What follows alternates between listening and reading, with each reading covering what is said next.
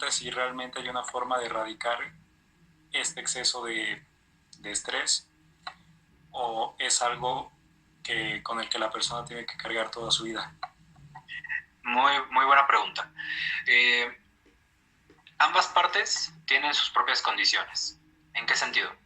En que hay que pensar entidades como la ansiedad o como la depresión como entidades orgánicas, entidades que están alojadas en el cerebro. Ya tienen inclusive modificaciones a nivel neuronal con los cuales hay que tratar, como bien lo has dicho, de manera farmacológica.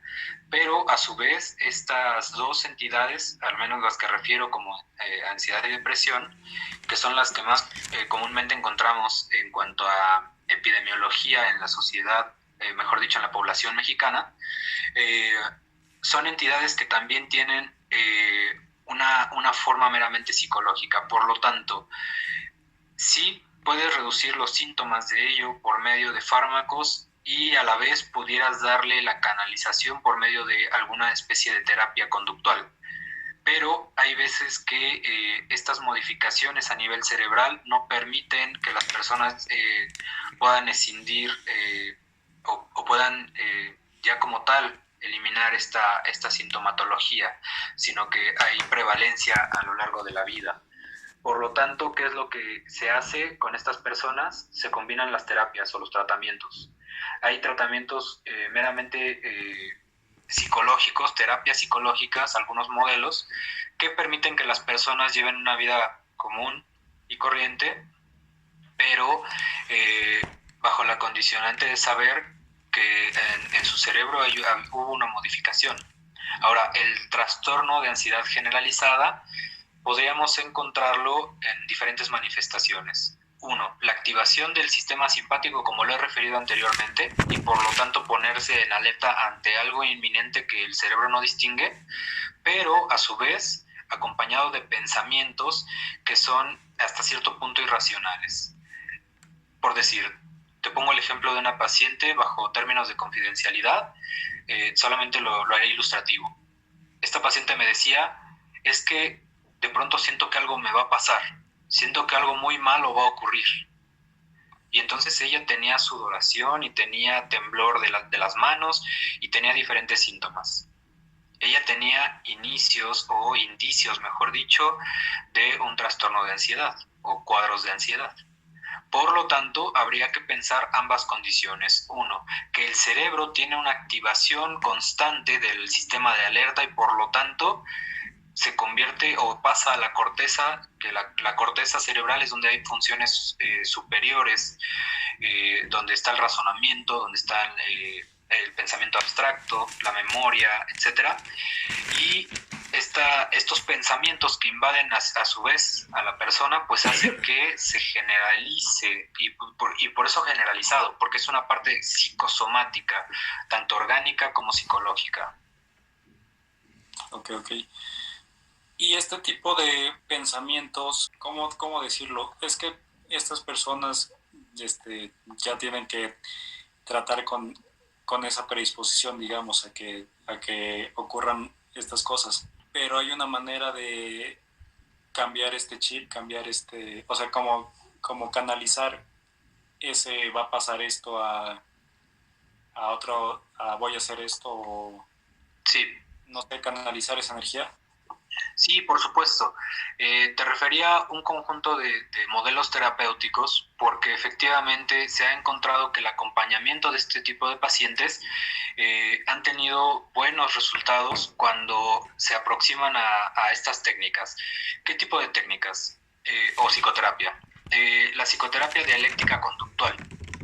La psicoterapia dialéctica conductual hace que tú puedas tener la focalización de esos pensamientos, la identificación de esas ideas recurrentes y por lo tanto les puedas transformar de manera cognitiva.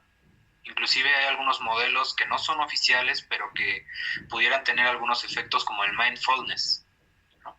El mindfulness hace eso, hace el cambio cognitivo de la representación simbólica de ese pensamiento y por lo tanto el manejo meramente racional ante la presencia de esos pensamientos.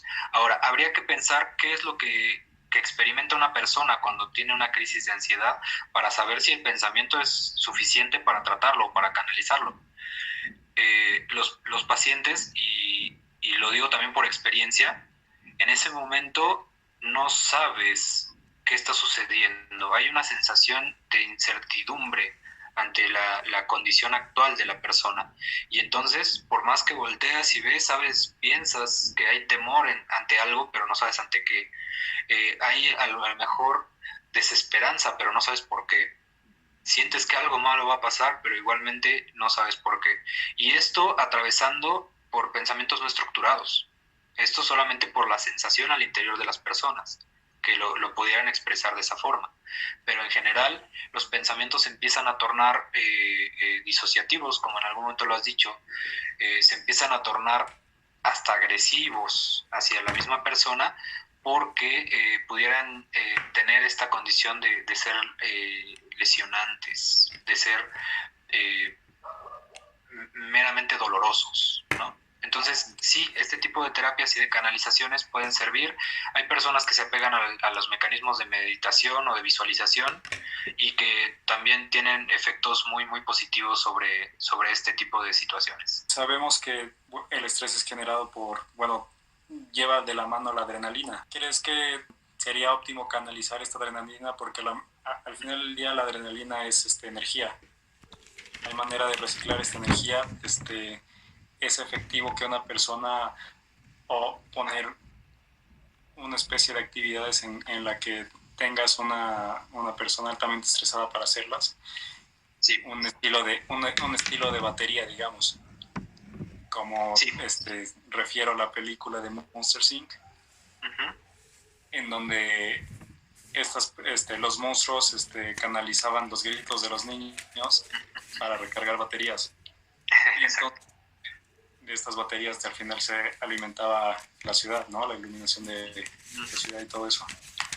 ¿Es efectivo hacer eso o a lo mejor hay una condición en donde no sea tan moral o sí? Sí, te entiendo.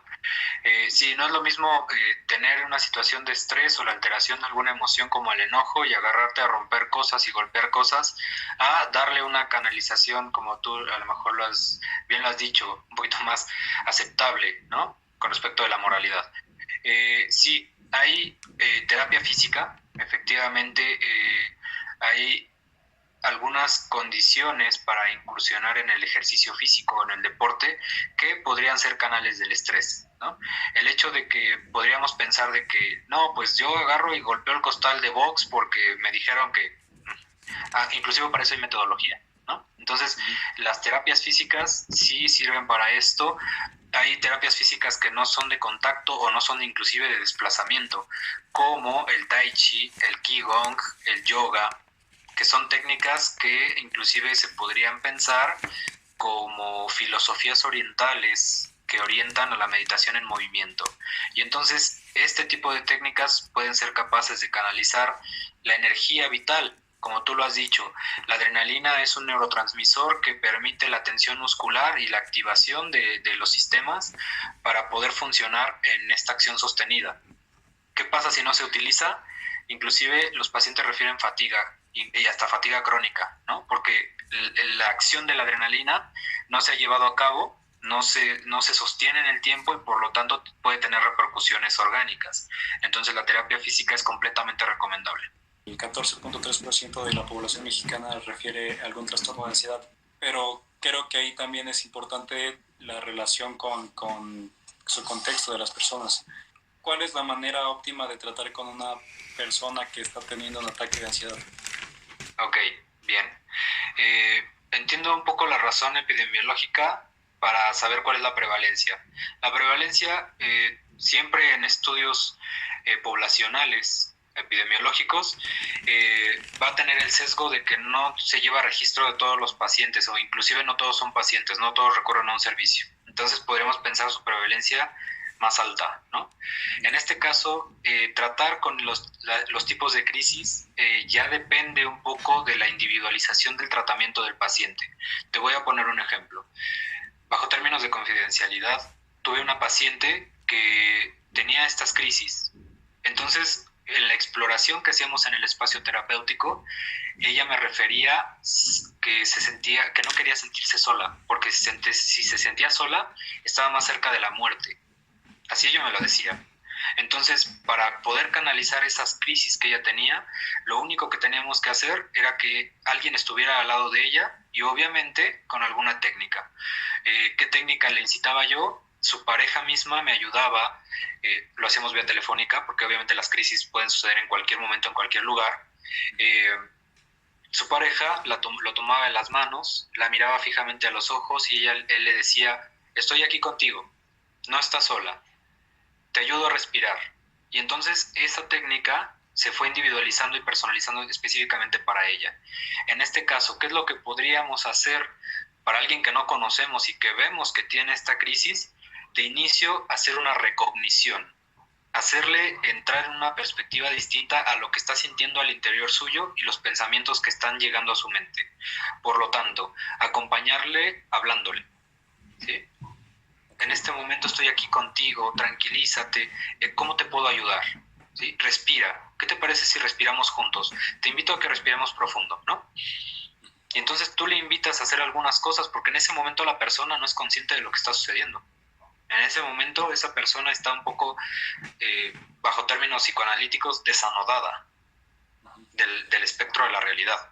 Por lo tanto, habría que acompañarle a que regresara al aquí y a la hora de una manera pasiva. Yo tengo una última pregunta. Sí, por favor. Eso también, bueno, yo lo he vivido personalmente, que las situaciones de relajación me provocan ansiedad.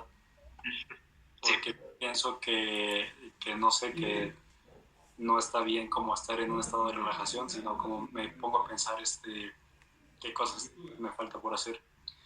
Y a su vez, por lo que he visto en la sintomatología de estos trastornos, creo que es muy atinado este tipo de pensamiento a los demás trastornos o más personas.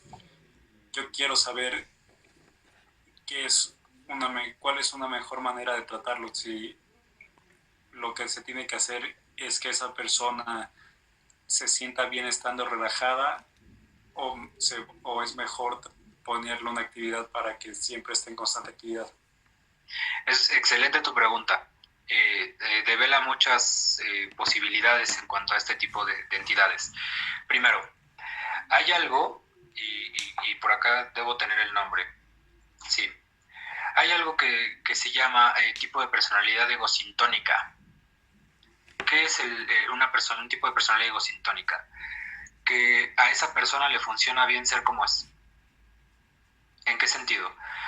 Un ejemplo, una persona que tiene histrionismo, que ya como tal tiene un trastorno de la personalidad, porque una cosa es un estilo de personalidad y otra cosa es el trastorno de la personalidad. Cuando tienen el trastorno, inclusive se exacerba ese estilo de personalidad. En el caso de las personas histriónicas, buscan todo el tiempo que las volteen a ver, llamar la atención, ser el centro de atención, ser el protagonista de la obra, ¿no? ¿Qué egosintonía podría encontrar? Pues ser actriz, ser actor, ser una figura política, ser una figura pública, porque entonces ese estilo de personalidad le favorecería. Un obsesivo compulsivo, que hasta que no termina las cosas no las suelta. Pues a lo mejor un analista de datos, a lo mejor alguien que maneja mucha información como un jurista, ¿no? Y hasta que no resuelve el caso no lo suelta. En ese caso hay ecosintonía y por lo tanto sería favorable.